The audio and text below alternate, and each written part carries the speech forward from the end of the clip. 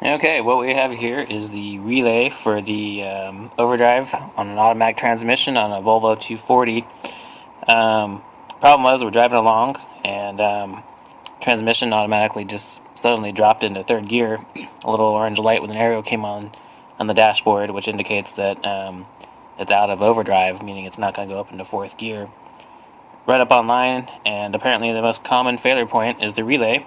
So here you see the relay. I open it up, but you can find this. You take your glove box out, at least on my 1990, and it's take the glove box out, tuck your hand in up on the left, and you'll see this guy hanging out. Went ahead and opened it up. Basically, these little tabs here clip in to the base of it, and it just pops in like that.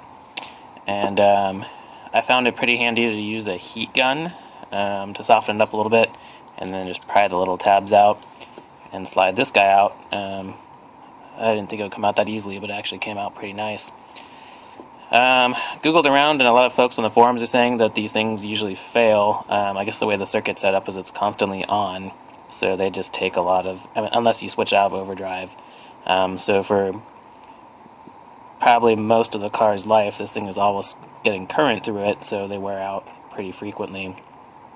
So I pulled it apart, figured it's Sunday, I'm not going to find a new one. Want to get the car back working the way it's supposed to be, so what the heck.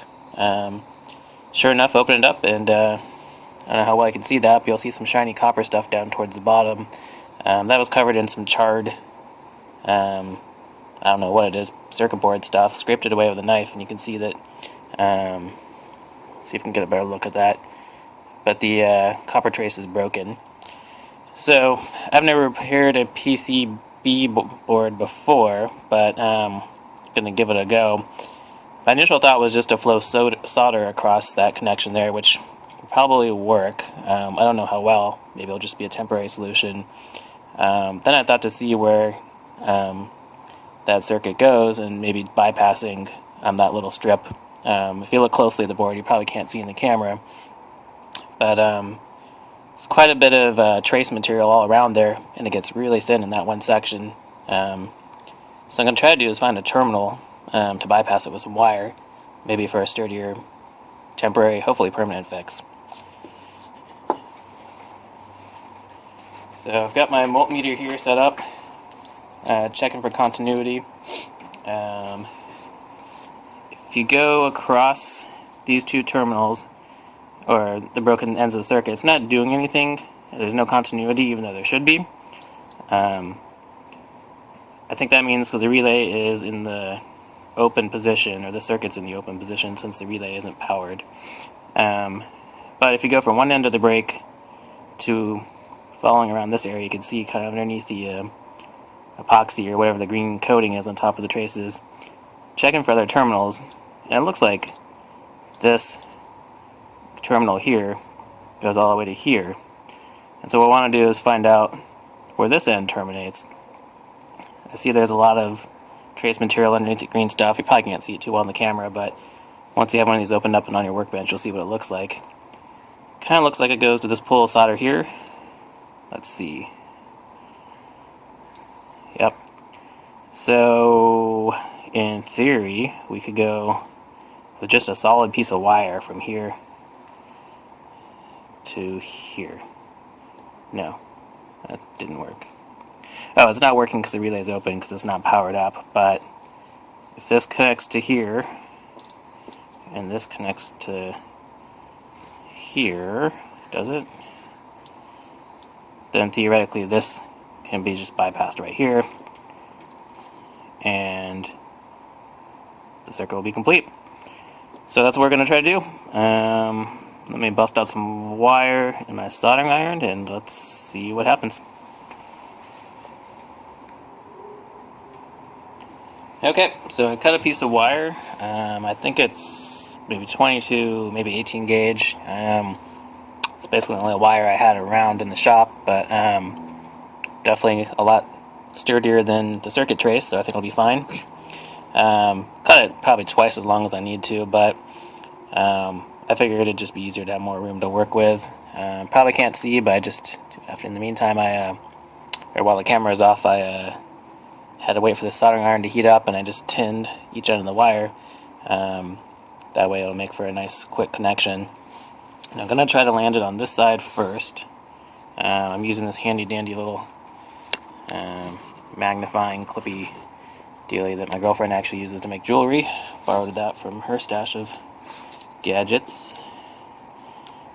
And try to get that into position.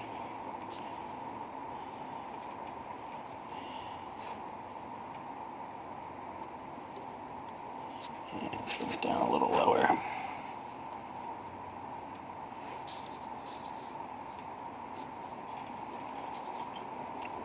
That looks good. Get my soldering iron out, make sure the tip's nice and clean, as always. And put a little tip on the solder on the tip. And let's see what happens.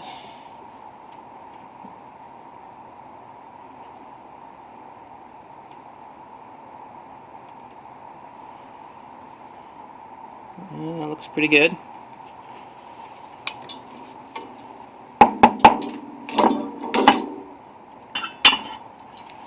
And let's try the other side now. See, that looks like it's on there pretty good. And I think we said we're going over here. So I'll just bring the wire down. Make sure it's not going to ground out on anything else. Or short out, I should say. I'm actually going to clip that down a little bit.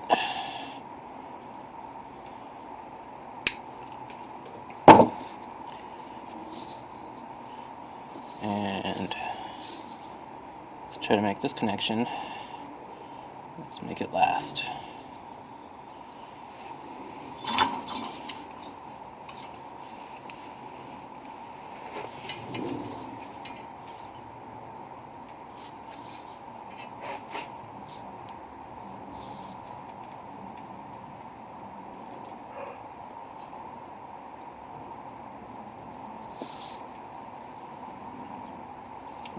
Not the prettiest joint. Let's try that again. Try to get the flow a little better.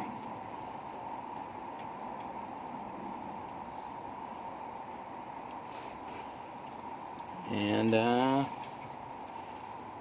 think I might have messed it up right here by getting solder into the next trace. But I'll take a look at it into magnifying glass and see what that looks like. Lesson learned there is, don't use any more solder than you need to. It actually looks okay. I don't know how well this camera works, but that area there is the part I'm concerned about. There's a trace underneath there. It doesn't look to be making contact, but maybe what I'll try to do is get some way to clip that off, or find a way to test for. It looks like this trace here is part here, so as long as there's not continuity between here and here, I think we're good.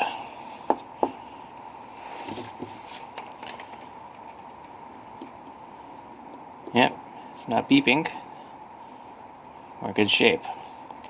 And let's just check this connection here, this connection here. Wire is doing its job. I think we're back in business. I'm going to pop in the car and see if this little Sunday morning repair worked.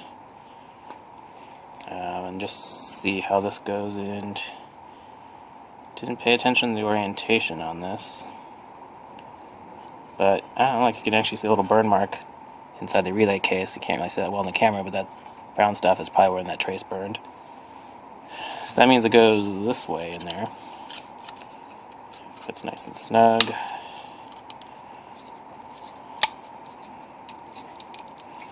Well, I guess before I seal it up, I should make sure it works, because I might have to redo it. Okay, here it is back in the car. You can see it is tucked in where the glove box used to be. Got the ignition on. Hit the little switch here, and that it works. Does exactly as it should. You can hear the relay clicking on and off. That's a wrap.